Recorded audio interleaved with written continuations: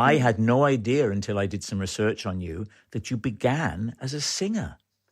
Yes. I was down in Bournemouth Pavilion. I was with a 15-piece orchestra. I was a guitarist and singer. I made 29 singles as a singer and 2 LPs, and none of them sold very well, to be absolutely honest with you. I had one. I had the first record I made was called, well, the second one called So Much Love, which I bought it out, believe it or not, at the same time as opening up Radio 1. And it got in the charts very low down. And then the pressing plant went on strike. And so nobody could get, and the singing career never really recovered from that, really. It was one of those things. I would have thought then, maybe you'd done the odd thing, but how many singles did you say you released? 29 singles. We even released them on a CD.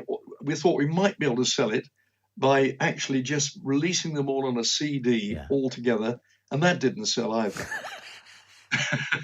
But enough of that. I want to go right back to the beginning. Because I'm always interested in people who have a thing from an early age. And for you, we've already gone in one odd direction, I would imagine, for a lot of the listeners in talking about singing. But you had a sports scholarship as a kid, and you captained the school cricket team. Yes, I did. I went to Millfield and I bowled a ball down at the headmaster. He said, "Imagine that I'm the stumps." And I bowled it down and hit him quite fast on the leg. He said, "My God, that was fast," and he gave me a sports scholarship on that. Based on that. Yes, it's odd. I wasn't that great at cricket, but I could bowl a ball down like anybody else. But I did get this sports scholarship because Millfield is was, and I still think it is, the most expensive school in the country. Well, then I think you must be being modest because you say I wasn't that good, but you got in on a blooming scholarship and then you captained the team. The great dancer, John Sargent, from Strictly Come Dancing, he was in my team. Was he really? He was there at the same time, yes. And lovely guy. And I was also in the football team, the rugby team and all the rest of it. And I don't really like sport very much, to be absolutely honest with you. Then I went on to college and did a diploma. I've got a diploma in business. Right. Which I wasn't interested in, but to break into show business and the radio business and things like that, it's not easy. And particularly in the 60s, it was the 60s, there was only the BBC. And so it was practically impossible to get in. So how did you, because you were with Radio Caroline, weren't you? Well, I read an advert in the New Musical Express wanting DJs for Radio Caroline. And I sent a tape off, and about 4 days later, I got a letter back saying, "Please come up to Caroline House, 6 Chesterfield Gardens." And I did an audition up there for them. And they said, "When can you start?" And it was on the Friday. And I gave my notice into the band down in Bournemouth. And I was on the ship on the Wednesday. You've seen unimaginable changes, haven't you? You really have. Because I would say, in my humble opinion, that in the 1970s, when you were on Radio 1 and Top of the Pops, that was the best time to be doing that. You really were hitting the bullseye. Yeah, I loved doing the pirate ships. And I'm very proud to have been a part of Radio Caroline. And the station that I really love was a station called Big L Radio London, which was an American station, a big pirate ship that came alongside Radio Caroline. And eventually we had Swinging Radio England. We had 3 pirate boats in a row, strangely enough, off the coast of Frinton, where nothing happened. It was like an invasion fleet. But I went on Radio London and I was actually shipwrecked in Frinton as well. We had a 10-force gale one night, and we always joked about the fact that we'd end up on the coast of Frinton, but it was a 10-force gale, which was quite something. And I remember somebody came down. I was doing the breakfast show and said, "You've got to get up because it's not looking too good." I think and it was pitch black at night. And at night time, when you're out in the sea, you can't really tell how far you're away from anything. So I got up there and I stood by the captain, and he shone a searchlight, and there were people walking along the seafront. And he, in a very, very small voice, he said, "Mayday." And we all thought, it's a bit too late for that. And we were taken off by breeches boy, in other words, a rope that came over, into the hands of the local police force, who said how much they were enjoying the program, gave us a cup of tea, and sent us home. No. And you would live on the boat. You would eat on the boat. Yeah. How often would you come off the boat? We did 2 weeks on the ship and a week off. Right. That's the way it worked. And I loved every moment of it. I really enjoyed it. And also at the same time, it was there to break the monopoly of the BBC, because there was nothing going on with the BBC. They weren't playing music or anything, and it was a different time. So we did break that monopoly eventually, which was great. And then, of course, we joined another monopoly, which was the BBC and Radio 1. And how did that come to be? You were the very first disc jockey on Radio 1. You played Flowers in the Rain by The Move. There's a very famous clip of you welcoming everybody to this new, exciting station. Yeah. So hard to imagine now, a time when that was new. How did it come about? Well, I was on the ships for 3 years, and I was introduced to a lovely guy called Harold Davison, who was one of the biggest agents going. He handled in this country Frank Sinatra and people like that. And I was introduced to him, and we got on like a house on fire. And he said to me, "I think the time is for you to come off, because the BBC are going to be forced to have a station." And he said, "I think I can get you a job on there." And he did the old thing, and this is absolutely true, Rob. He said to me, "I'd like to be your manager. If you sign with me, I can make you the top disc jockey in 3 months."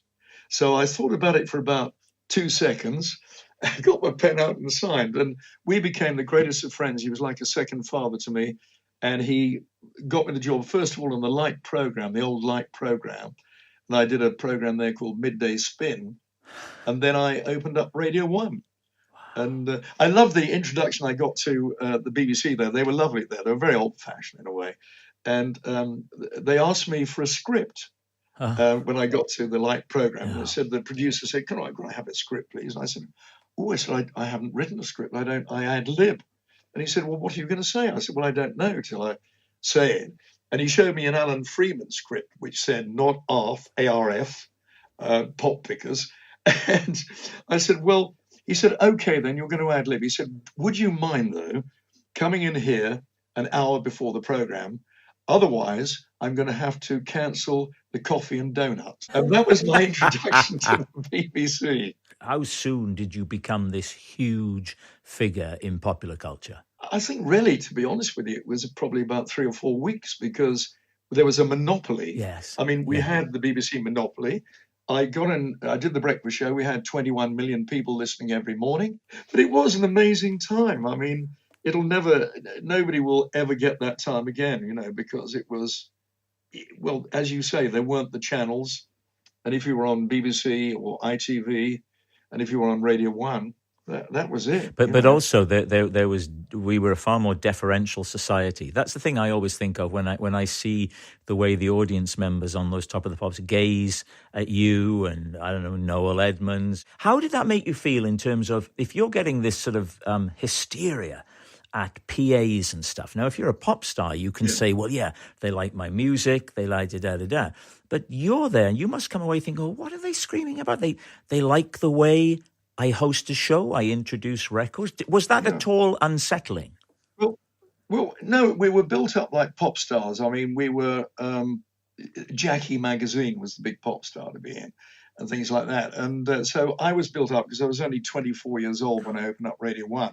So I was built up as a pop star, and that was it. But it was very important, I think, and I had a good grounding with Harold. And I saw the way one or two DJs and personalities went, and it went to their head.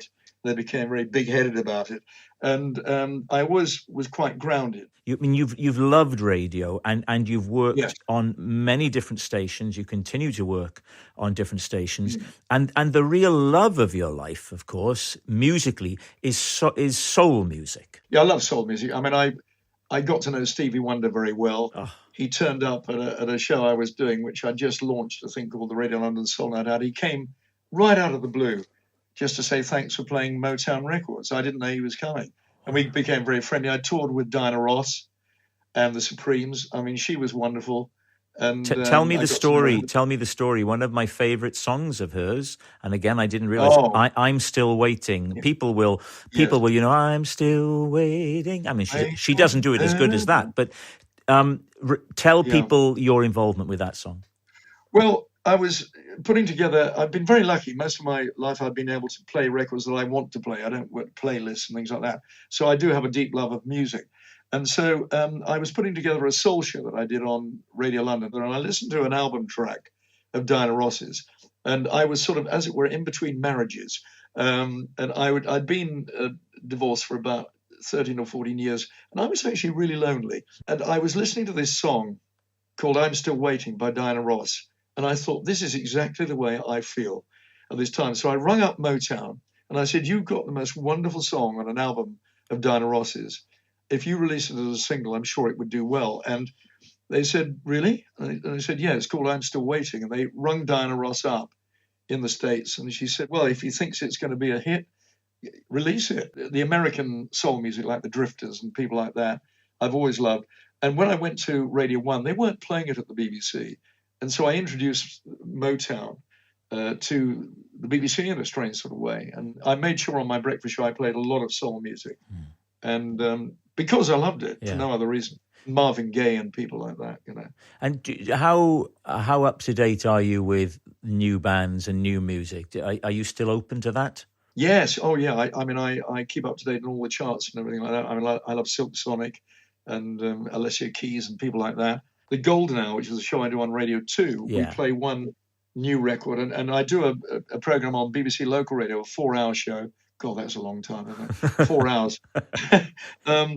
But I also play a mixture of old music and new music as well. And with the soul music, I like to keep up to date with all the new stuff as well. I think it's really important to do that. You said that Noel Edmonds called you up when he was going to go on to I'm a Celebrity Now. He went on. Of course, he didn't win. You did win it. You were crowned King of the Jungle. When was that? That was 2002. So was it the first or the second year? I tell you what. Yeah. That's the very hat. That is the hat that you wore. Was this the first I'm a Celeb or the second I'm a Celeb?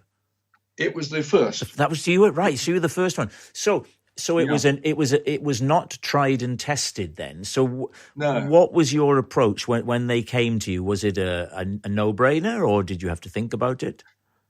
Well, my manager, Nick Canham, who I've had for about 12 years now. He's a lovely guy, and he said to me, he rang me up one day, and he said, "How would you like to be dropped in the middle of the Australian jungle and survive for a fortnight?"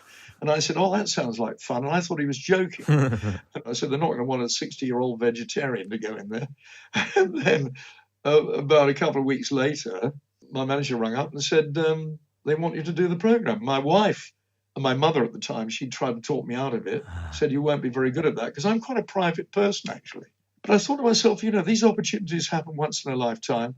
And they explained to me this was one of the biggest shows that ITV had ever done. And I thought, and I said to my wife, I said, I would hate it if I looked at this program and I thought I could have been a part of that. So I said, I'm sorry, but I'm going to do it. And so I did it, and I didn't expect to win it.